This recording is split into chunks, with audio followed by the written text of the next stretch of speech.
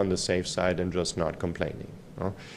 What I saw in my many trips to Egypt is that you have a relatively free international press. The Al-Ahram weekly, Al-Ahram is the main newspaper, government controlled. Of course, the large production, the daily, is produced in Egyptian, that means Egyptian Arabic, for the Egyptian population, but then you have French and English-speaking weekly versions, and then you have a couple of other newspapers that are mainly directed at foreigners, at the international community in Egypt. These are very critical. Basically, the government criticized left, right, and center, and always the first family, as they were called, was exempt from that. You can criticize. That was the message in Egypt for years. You can criticize the government all you want as long as you don't touch the first family. However, those were the international media. This was for us to give the impression that, in fact, there is somewhat of critical media, there is some kind of democracy with different dissenting voices, whereas in the Egyptian language media and the mass media, the dissent and the criticism was much more subdued and certainly never went to the point of criticizing the first family. So this is the common push factor. Now, what were the pull factors? Who was behind these revolutions? And in Iran, we can say that the revolution was an Islamic revolution.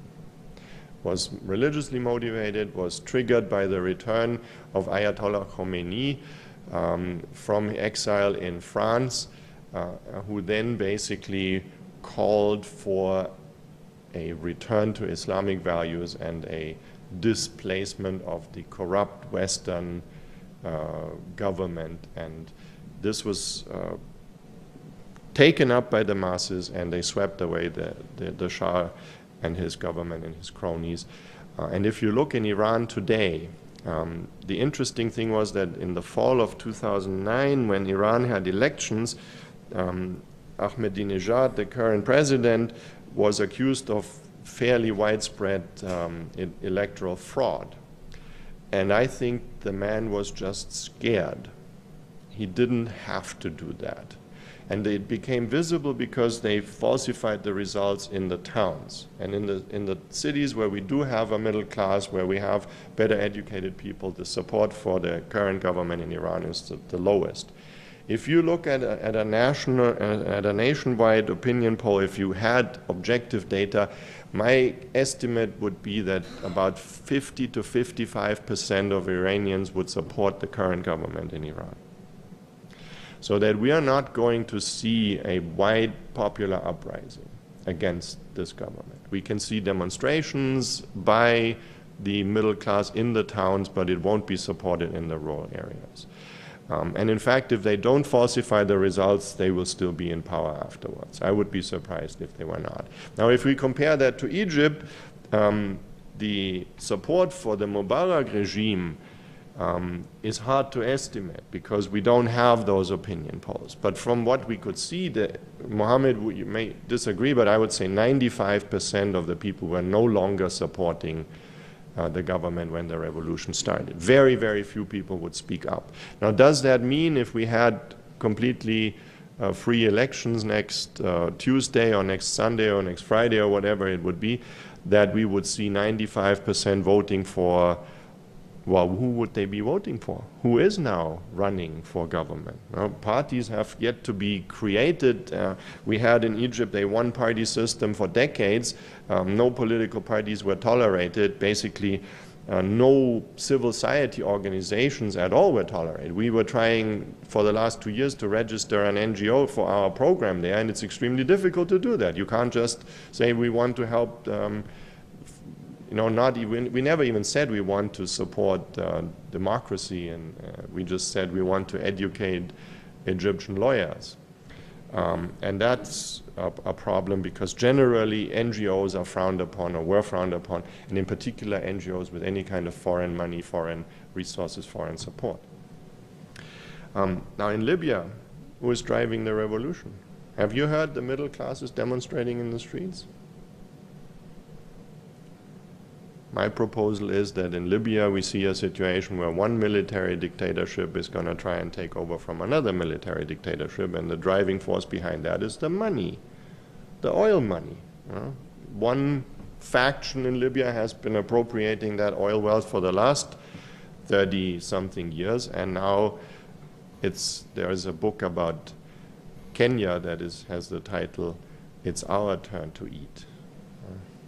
Maybe that's what's behind the revolution in Libya.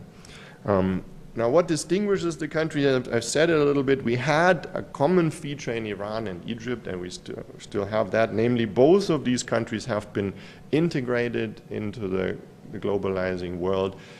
We have a large diaspora, both from Iran and from Egypt. This means a lot of Egyptian and Iranian families have family members abroad. They are accustomed to traveling. They send their sons and daughters abroad for studies. There is a constant exchange of information, data, media, gadgets, cell phones. Everything that you find here, you will find in Egypt, you will find it in Iran. Maybe not necessarily openly used, but certainly at home and when they are amongst each other, people talk about what's going on in the world. They're well informed. They know how other countries work, so they can critically assess the performance of their own government.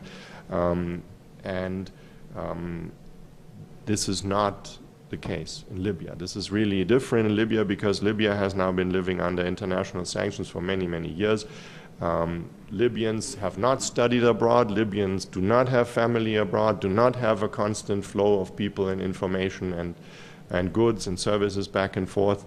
When I was in Tunisia during the heyday of the sanctions, that was the only way that Libyans could get out. They basically had to drive from Tripoli or wherever they were to Tunis and then try to catch a plane there because no international flights were going in and out of Libya.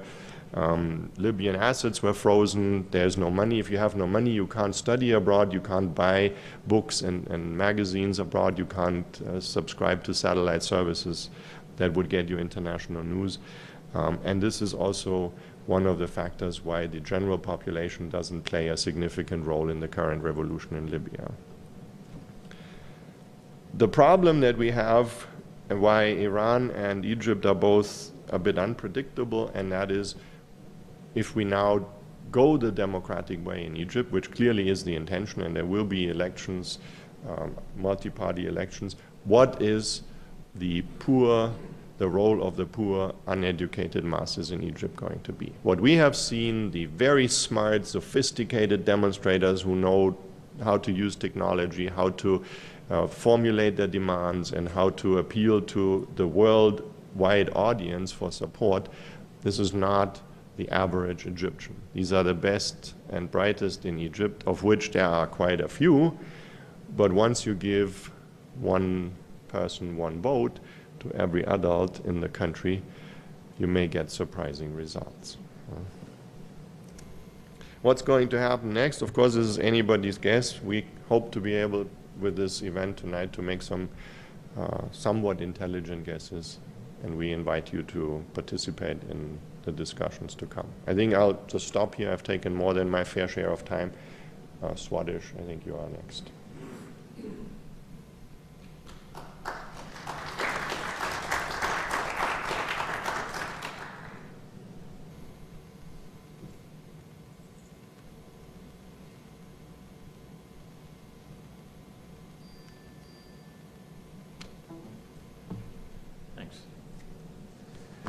Well, Frank, that was a very good overview.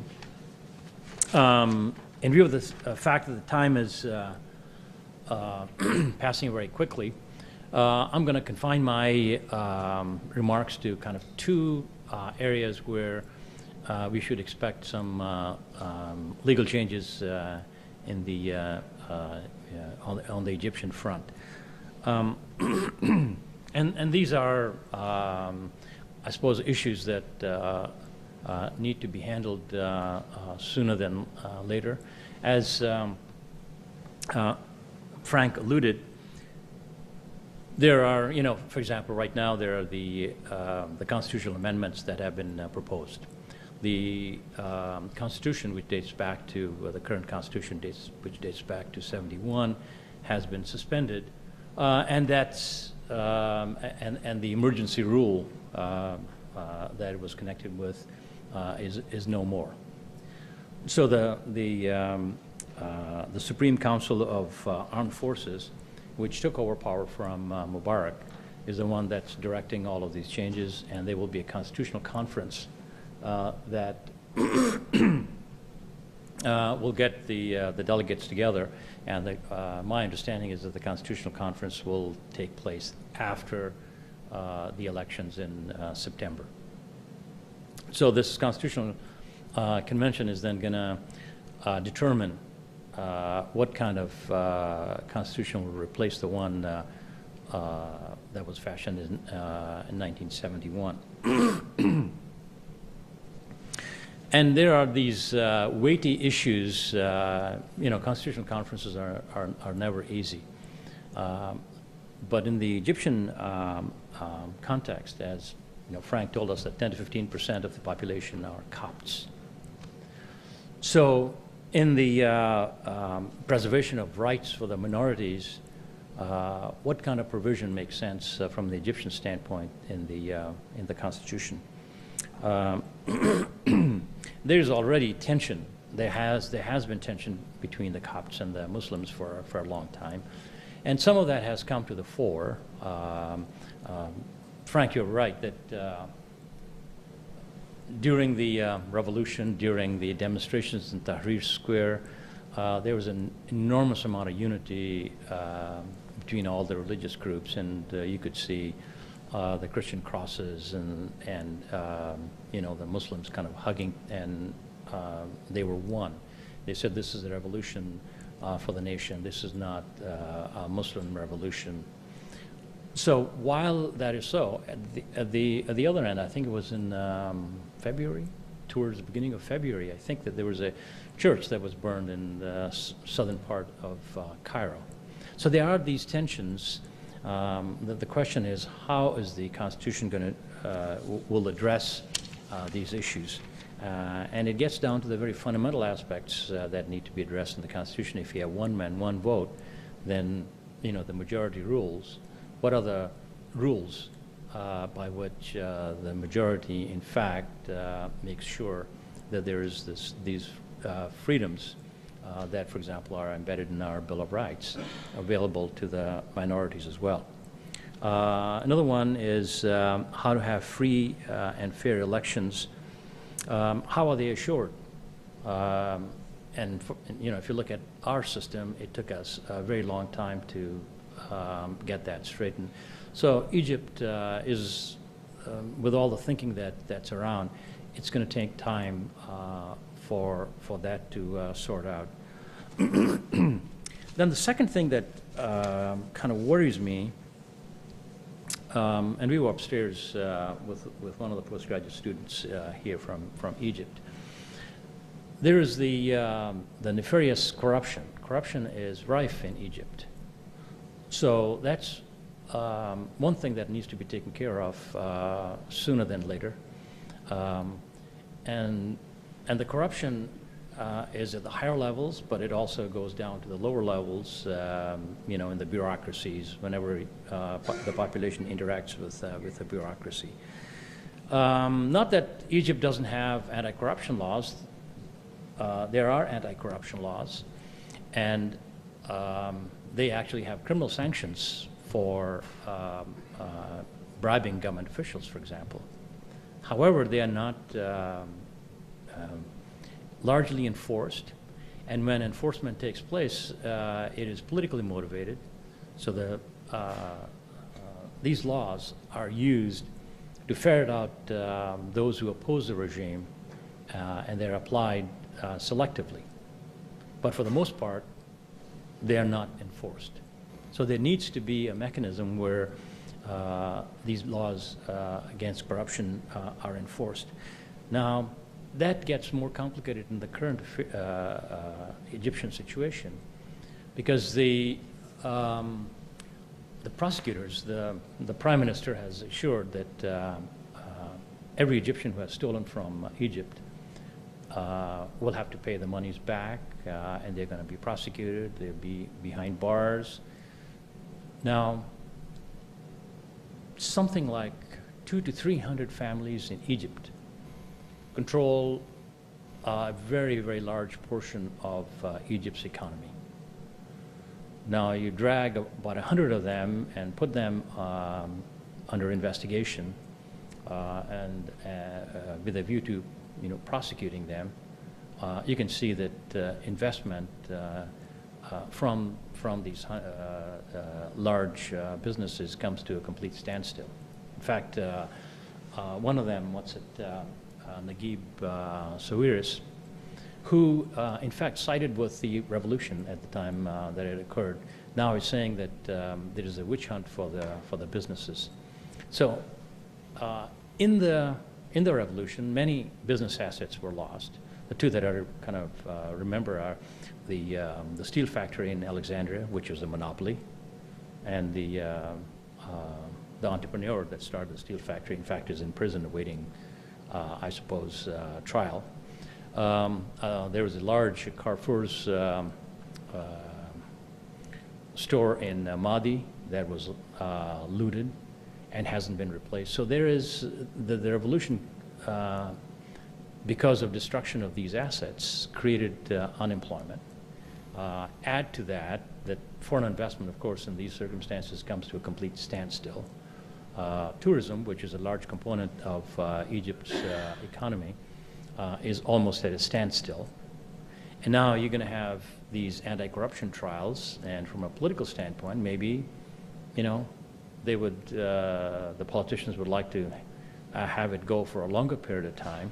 However, Egypt is adding something like 700,000 new entrants, young entrants into the job market. So if investment is down, some assets have been destroyed, creating more unemployment.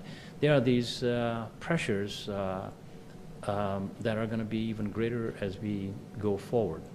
So it's a messy situation, and I think that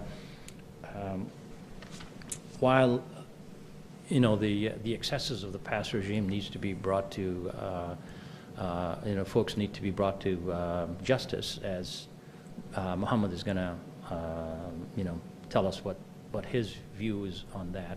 But this needs to be done fairly expeditiously so that this is cut off and we go into the future. And in fact, one of the things that I'm very proud in this program is the fact that our program teaches legal responsibility or legal ethics.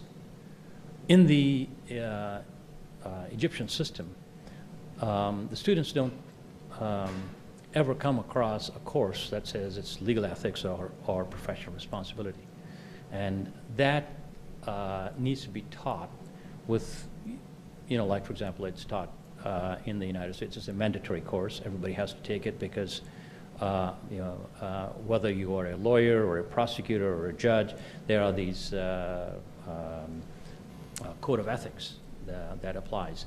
So I think that the program is doing a very good service by having a course in the LLM program which addresses professional responsibility as well.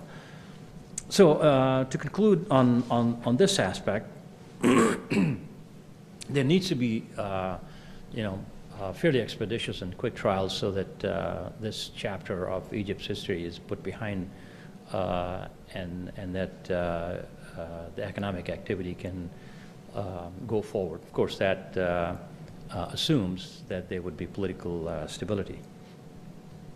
I could go on with certain Egyptian laws, for example, the antitrust laws. The gentleman who's in prison in Cairo merged with another company, creating a rebar's monopoly of about maybe 80–85%. And this is when there was antitrust laws on the books.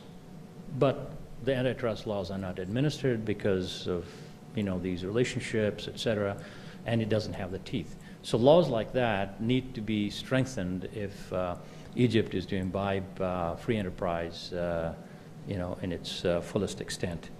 And I have other examples of maybe some of the changes, but I think that with that, I'll leave the session to questions and answers. Thank you.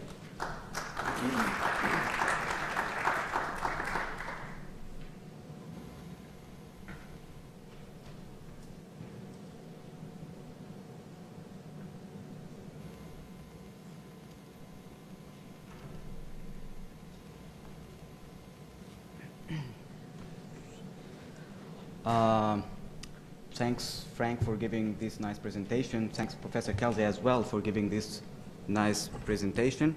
First, I wanted to thank Professor Nehf, the Associate Dean for Graduate Studies, for permitting us to host this forum about what's happening in the Arab world these days.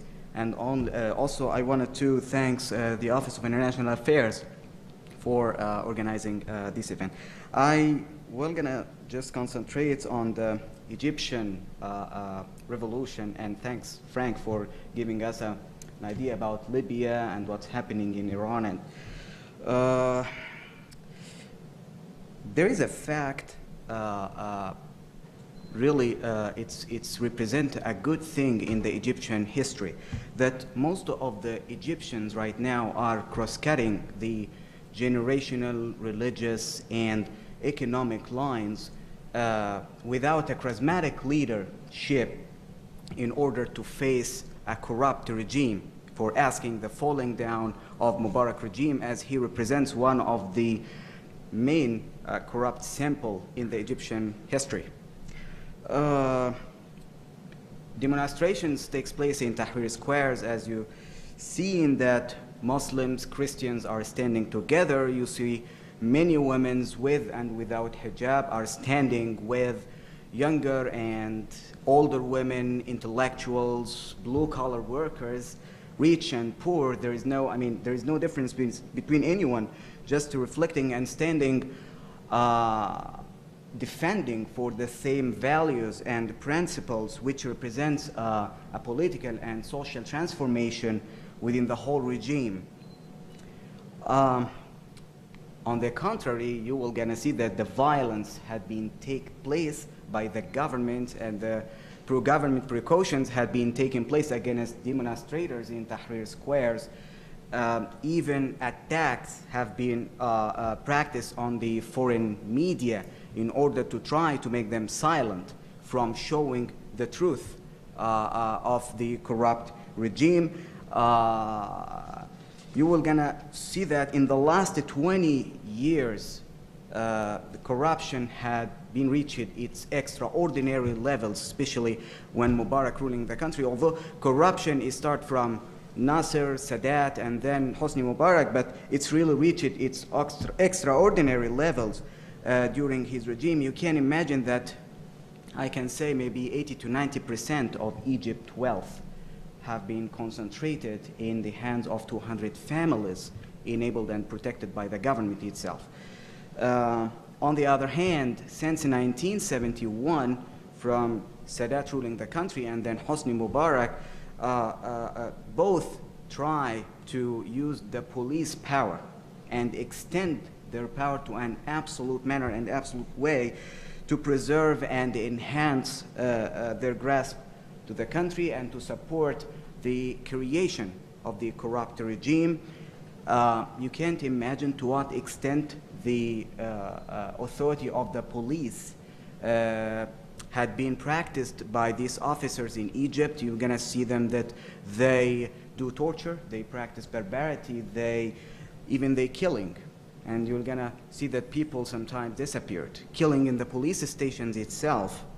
So especially there is an apparatus there called the state security apparatus. This one of the important writers in Egypt in last 2 weeks characterized it and described this apparatus as a part of hell in the because of the torture, barbarity, and detentions to people, illegitimate arrests, especially under the emergency law that announced since 1981. As you know, Egypt is under emergency law announced by Mubarak since 1981. In addition to that, you will gonna realize that it has been reported by internal and international human rights organizations about the torture had been practiced in Egypt, especially you know that Egypt is a party to the United Nations Anti-Torture Convention as United States, and has adopted a national implementation of this convention, making it a crime under the provisions of Egyptian criminal law. In addition to that, especially during the revolution, you will gonna see that more than 15,000 prisoners are just imprisoned because of their opposition to the regime, what we're gonna call the political prisoners. You will gonna find also that more than 5,000 people are imprisoned without any criminal charges, even without the knowledgeability of the judicial authority.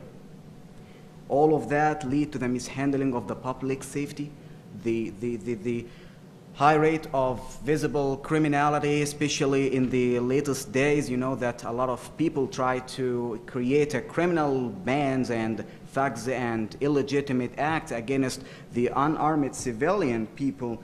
You will gonna also see that one of the aggressive decision had been taken by the Minister of Interior. He's right now under criminal investigation, and he will gonna be soon in criminal trial, that he ordered his police officers to open the prisons and make the prisons open to the serious criminals, in order to widespread the fearness within the people and the civilians, and in order, to distract the national security of the state itself. Also, when you're gonna see concerning the economic corruption and the massive financial fraud had been done by Mubarak and his corrupt regime, you will gonna find that according to the inflation phenomena that had been increased in